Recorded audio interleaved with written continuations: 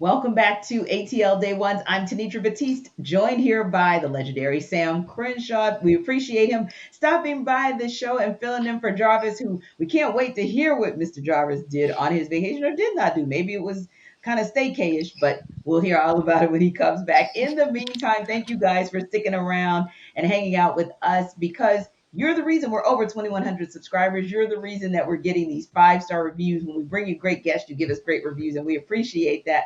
But you are also the reason that there is an opportunity for us to talk a little bit about Coffee AM. Why? Because Coffee AM is what we bring to you, and hopefully you'll bring Coffee AM to your tables at home. Now, I got to tell you, when it said Coffee AM, at first I thought, oh dear, I don't drink coffee, right? So I was like, I got to dig a little bit deeper and kind of find out what Coffee AM is all about. And I really like it because, granted, it's the freshest coffee you're going to get because most of those coffees are roasted and shipped the same day or close to it. But for me, it wasn't really just about the current crop of specialty grade coffee, it's about the tea.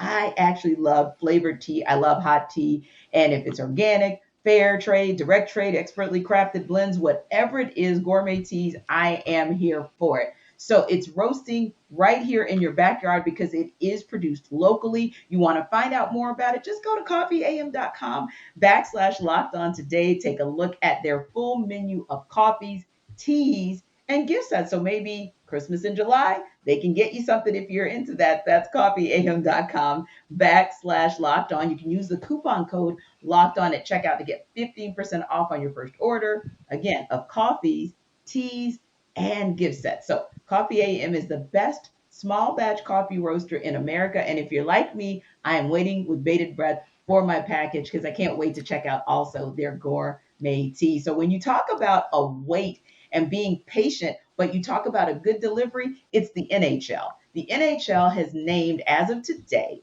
Mike Grier the GM of the San Jose Sharks. He becomes the first Black man in NHL history to hold that position. Now, Grier's 47, and he's also a former player, played 14 seasons in the NFL for about 4 different teams, including the Sharks. Sharks retired a little over a decade ago and has spent this past season with the Rangers, a quality franchise, if you will, as their operations advisor, and also worked as a scout for the Blackhawks for 4 years, another quality franchise. So he's someone, Grier is, Sam, that not only brings to the table, of course, and we recognize and appreciate that the NHL, as we talked about before, wasn't just talking about diversity, but they're being about diversity and they're showing improving. But also, he's someone who comes to the table with quite the pedigree. So, an amazing day, I think, for just the NHL to be able to say, hey, this is someone who we actually have started sort of from the ground level with the Blackhawks, and he's continued to progress in his career. And now he'll have the opportunity to lead the Sharks franchise.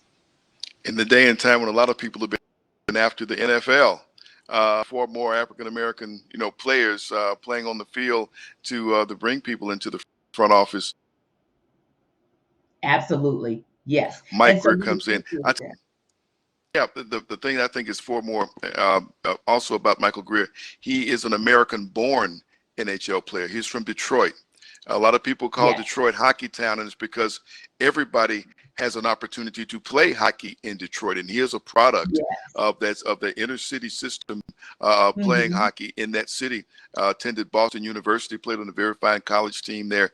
This is a big deal for the National Hockey League to have not only a former black player but an African American player be a general manager for their league today. So congratulations and salute to Mike Greer. Now I was tipped off that this was coming a couple of days ago when I Hmm. talked with one of his contemporaries who lives here in the Atlanta area, and he's calling me and telling me some things about the NHL's may not be done here in Atlanta. Now we've had some teams that have left and gone, and now they're living in places like Calgary and Winnipeg.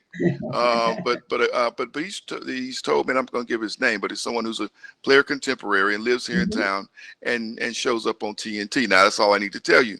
Right. You get it, people. But he is in contact with Gary Bettman, and Gary Hmm. Bettman still likes the Atlanta market. Yes. He's right now kind of surveying places that might be a good place to build an arena. And I was looking Hmm. to use one that's already in place. And so we're going to listen and see what direction is going in.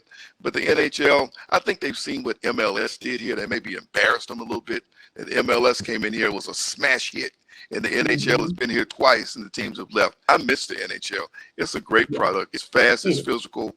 And It I've is. yet to take anybody to a hockey game with me to went there and say, you know what? I go back to see that again because Right. it's one of those sports that TV sometimes can't do it justice. No. You go and see it in person, you love it. So I love to see it come back. Absolutely. And I want to go back to, because I agree with you, want to co-sign on that, but I want to go back real quick to Mike Grier as well. And I think about some of the leagues that have talked about diversity, right? And I would agree with you. You know NHL very well. You know NASCAR. We also know MLS very well. And those three leagues, taking away from NFL, NBA is obvious. I mean, they kind of really set the blueprint for how to really be about diversity and inclusion and hearing the voices of their players and also those in the front office.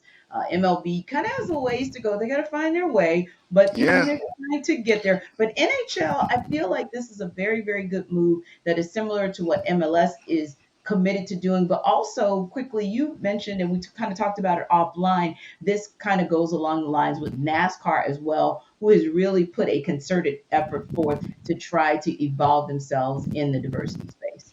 As they come to town this week for their second race of the year. Tenitra, Yeah. if you went out there, I was out there for the spring race. I'm walking behind Bubba Wallace Pitts. They could have been shooting episode of Soul Train. There's so many folk out there. People don't realize they're out there, but right now NASCAR has more owners on team owned by people of color than all the other sports leagues combined. Yeah. Yeah. You think Scary. about that with the addition Yeah. of Pitbull, Michael Jordan, Money Mayweather, people who Hmm. come in as owners in NASCAR. And Right. right now, NASCAR has more people of color owning teams than baseball, football, basketball, hockey combined. Yes. And, And and NHL it's looks like they're trying to go in that same direction, right, Sam? right, absolutely, absolutely. So I just love diversity. NASCAR, they raced in St. Louis a couple of weeks ago on a track that is co-owned by a black billionaire. Hmm. The Nashville race a couple of weeks ago, that track is managed by an African American, and for the head of diversity and inclusion for NASCAR is a Clark Atlanta graduate. They're doing the things they said they were going to do. And Absolutely. and our opening act, our pre-race concert this Sunday's going to be Florida.